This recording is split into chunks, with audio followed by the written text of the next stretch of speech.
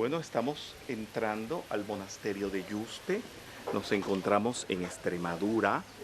Extremadura es una de las regiones de España de donde salieron la mayoría de los conquistadores a América. Y la importancia de este monasterio, la verdad es que es bien sorprendente. Sobre todo a mí me mueve mucho este monasterio. ¿Por qué? Porque un rey tan poderoso como Carlos V era uno de los reyes para la época, estamos hablando del siglo XVI, de más importantes, porque su reino cubría prácticamente parte de todo el planeta, haya renunciado, haya abdicado a favor de su hijo Felipe II y se haya internado en un monasterio con los monjes, y fue precisamente aquí en Yuste. Aquí vamos a encontrar cómo él renunció a las cortes y se dedicó a vivir una vida de renuncia. Esto fue lo que inspiró después a Felipe II también vivir en un monasterio, y es como construye el Escorial, que es mitad monasterio y mitad palacio de corte. Cuando vean las habitaciones tan pequeñas, lo reducido a lo que él se vino a vivir, no se puede ni creer. Y hay otra cosa importante, que fue el que ideó desde su habitación poder oír misa. Entonces, de su habitación real había una puerta, una ventana que daba hacia el altar mayor de la pequeña iglesia que hay aquí, y desde ahí él oía misa. Cuando él desencarna, estamos hablando de Carlos V, él pide ser enterrado, pero no bajo tierra, decide ser puesto en el altar, de tal manera que arriba de su sarcófago, a la altura de su corazón, se dice la misa y se pone el sagrario. Me encanta eso, lo vamos a ver ahora, porque es como haciendo una rememoración de que dentro de nuestro corazón está Dios, está el Cristo, y por eso en su cadáver, a la altura de su pecho, es que se decía la misa. Ya su cadáver no está aquí, está en el Escorial. Giuseppe Verdi, cuando hace la ópera Don Carlo, que trata sobre un hijo de Felipe II, por errores históricos y falta de información, él pone que vivían aquí en el monasterio de Yuste. Incluso en italiano no le pone Yuste, le pone otro nombre, pero en realidad si tuviéramos que ubicar esa ópera en el momento histórico correcto, sería en el monasterio del Escorial, pero él hace referencia es a este monasterio en toda la ópera, que si estuviese ubicado aquí.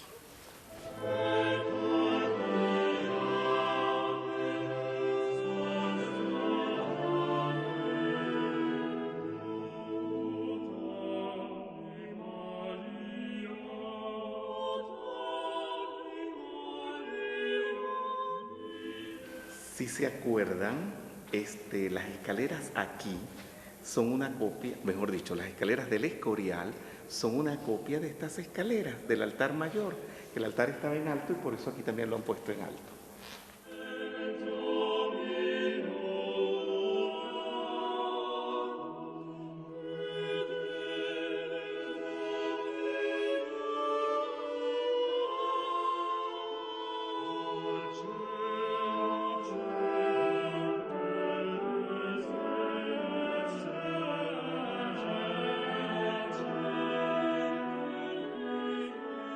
Esta es la Virgen de Guadalupe, una copia, esta es la que vamos a ver nosotros en Guadalupe.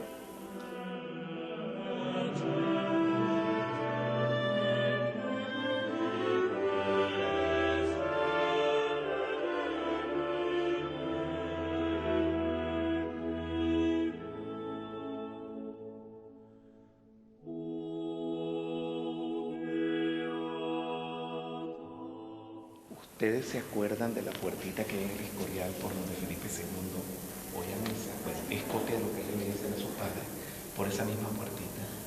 Ahí está su habitación y por ahí él veía la misa directamente al altar. Acuérdense que estamos en pleno siglo de oro español, en la época donde el cristianismo estaba en su auge más tremendo. Era mejor dicho, estaba esperándose ese siglo de oro para aquel momento. Y el cristianismo era lo más importante, la religiosidad. y sus monarcas, tanto Carlos V como Felipe II, eran muestras de esa espiritualidad tan tremenda.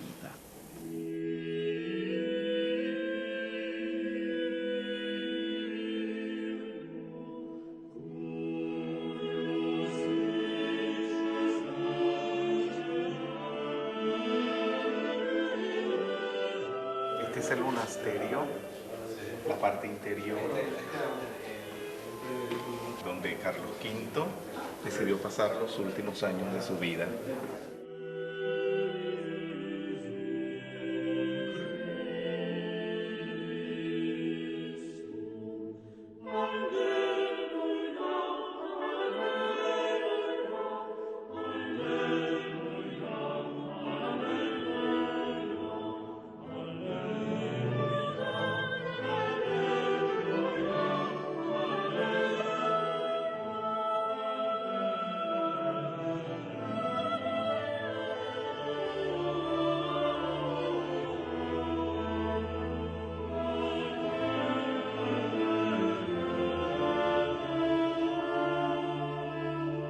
Fíjense qué importante es la renuncia de Carlos V, por eso es que me afinco mucho en esa renuncia de Carlos V y no en tantas otras renuncias de otros tantos santos y místicos. ¿Por qué?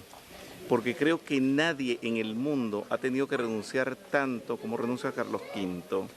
En su reino no se ponía el sol, porque era tan grande que le daba la vuelta al planeta. La renuncia se valora en la cantidad de las cosas que se renuncian. Y creo que uno de los seres que más ha renunciado en la tierra es Carlos V. Y su obsesión por Dios y por lo espiritual era tan grande que él lo único que anhelaba era verse en el reino de los cielos, y por eso manda a pintar cuadros, se manda a poner él ascendiendo a los cielos. Por supuesto, era un rey, todo el mundo le hacía caso, y si él decía que estaba ascendiendo a los cielos, pues, y quería que lo pintaran de esa manera, pues lo obedecían. Pero lo interesante es que abdica, teniendo tanto poder, tantas riquezas, y se viene a este lugar tan pequeño, tan apartado. Incluso hoy en día, con las carreteras y las comodidades de los coches que se tienen hoy en día, venir hasta acá son casi 4 horas de Madrid. Imagínense en aquella época, me imagino que serían días venir desde el centro de España hasta aquí.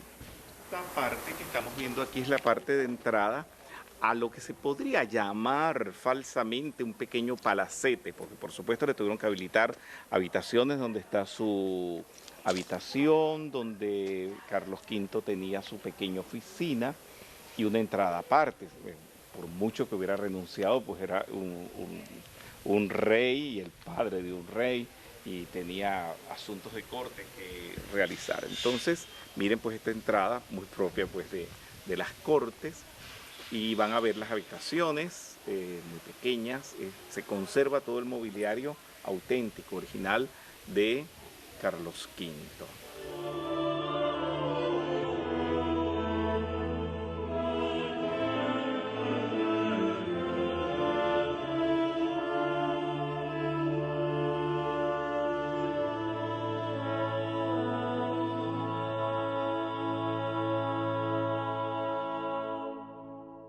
Aquí vemos una figura de medio busto de Carlos V y su escudo. El escudo de él tiene el águila bicéfala, propio de los alemanes y de los austríacos, y aquí por medio de él entra a España la casa de Austria. Fue el primer rey de la casa de Austria en España. Adentro vemos los símbolos de Castilla, León, Cataluña y otras regiones de España. Yo la verdad es que pido perdón de haberles pedido que hicieran este viaje tan largo desde Madrid para ver esto tan poquito, porque es muy poquito. Aquí ya vieron que no hay nada, una iglesia bastante pequeña, de un lado, de este lado el monasterio, de otro lado unas dependencias reales en realidad muy pequeñas. Pido perdón porque uno hacerse un viaje tan grande para ver tan poco, pero lo grande de Yuste no es la magnificencia de un lugar palaciego llamativo como podría ser Versalles. La importancia de esto es lo que esto significa, el mensaje espiritual que esto nos da. Y bien vale la pena, si se tiene una vida interna, si se tiene una espiritualidad, venir y comprender estas cosas. Yuste tiene un mensaje, el mensaje no es precisamente las piedras ni las paredes de aquí, sino lo que esto significó en la vida de un emperador. Y si él tuvo la voluntad, la fuerza de voluntad de hacer esto que hizo aquí, de renunciar al mundo, contimás nosotros vamos a tener fuerzas para renunciar a las pequeñeces que a veces tenemos nosotros que renunciar. Y ese es el mensaje que yo quiero dejar plasmado en esta grabación sobre Yuste y sobre esta zona de Extremadura, que en realidad es un mensaje mundial, universal, y que todos los metafísicos tomen esto como un fuerte ejemplo de lo que es una verdadera renuncia. En realidad muy pocas personas saben de Yuste, incluso dentro del mundo artístico y operático, ni siquiera se les ocurre que Yuste es el lugar que menciona Verdi en la ópera de Don Carlo, porque le dice otra cosa que en este momento no me acuerdo, porque como es un disparate lo que dicen de Yuste, algo parecido con la sonoridad de Yuste, pero que no es lo mismo. Ni siquiera se enteran de que están hablando de Yuste. Aquí no vienen turistas, aquí no viene casi nadie. Este es un lugar muy apartado y que solamente los muy estudiosos, los que dan valor a estas cosas, vienen a estos sitios, porque en realidad es impactante el significado que tiene esto desde el punto de vista moral, desde el punto de vista espiritual. El sexto rayo, que está lo devocional, la renuncia, tiene que ver que estas personas renunciaban porque estaban en la era de Piscis. Es algo que hoy se puede hacer también, la renuncia a través de la devoción, o de otro rayo también se puede renunciar. La renuncia es una cualidad espiritual que tenemos que practicar, estemos en el rayo que estemos, en la era que estemos. Pero por supuesto, como se estaba en la era de Piscis, cuando vivió Carlos V y Felipe II, pues estaba más propensa el ambiente a la renuncia. Tienes que ubicarte un poco que entre Carlos V y Felipe II es que nacen y se desarrollan los grandes místicos españoles, como vienen a ser Santa Teresa de Ávila, San Juan de la Cruz y otras cantidades de santos más, pero los más destacados son estos que te estoy nombrando, que escriben esos libros, esos poemas, hablando de la renuncia, de vivir en Dios, de darle preponderancia a lo espiritual más que a lo material.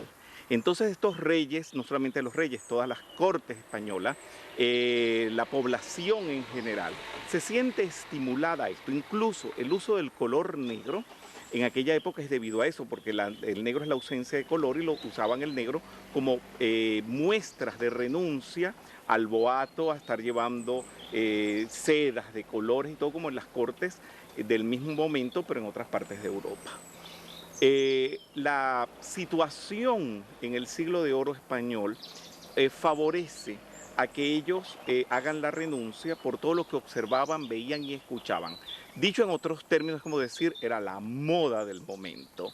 Renunciar al mundo, dedicarse a lo espiritual. Es la época en que princesas, gentes de la corte también dejan las cortes por irse a los monasterios de Santa Teresa de Ávila, meterse a monje. Acordémonos también de San Francisco de Borja, duque de Gandía, que deja también las cortes de la misma época también que estoy hablando, deja las cortes porque ve a la reina cuando muere, él tiene que escoltar el cadáver y ve a la reina podrida y dice, mira cómo se vuelve todo el boato real, se vuelve nada, y entonces él toma ahí la decisión de renunciar, y no renuncia a cualquier cosa, también era un noble con mucho dinero y con muchas posesiones. Era la moda del momento, por decirlo de alguna manera. Y entonces en la nueva era, ¿cómo se puede practicar la renuncia? Bueno, la renuncia en la nueva era es muy particular. Habemos personas en la nueva era que vivimos dentro de una maleta porque andamos dando las conferencias en todas partes del mundo y no disponemos entonces de un placar o de un closet con 2 docenas de camisa, con 2 docenas de pantalones, con 2 docenas de zapatos. Tenemos que conformarnos con unas 4 o 5 camisas, un solo par de zapatos y 2 pantalones y 4 calzoncillos. Es una forma de renuncia. El no disponer todos los días de tu casa, sino tener que estar en todas las casas con diferentes maneras de ser, de proceder, y tú tener que adaptarte a eso porque andas expandiendo la luz y dando la enseñanza.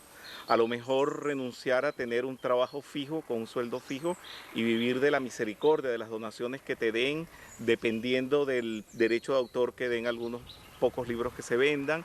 Eso es renuncia. Lo que pasa es que no estamos renunciando como en la Edad Media, que se vestían de harapos y andaban por allí todos menesterosos dando lástima. Nosotros somos unos renunciantes un poquito más dignos, andamos muy bien como si no hubiéramos renunciado, nos vestimos lindo, pero sin embargo no andamos con mucho boato. Aparentemente pareciera que no estamos renunciando a nada, pero internamente llevamos una renuncia tremenda. Yo creo que esa es la mejor renuncia, la que no es la renuncia de apariencia, que no es la renuncia externa, sino la interna, que aunque aparentemos estar muy bien, estamos viviendo en la más extrema simplicidad, por no decir pobreza, simplicidad. Y cuando nos cae alguna suma de dinero, en vez de pensar en comprarnos un auto o comprarnos una casa en Marbella o en Punta del Este, estamos pensando en qué libro tenemos que editar. Eso es renuncia.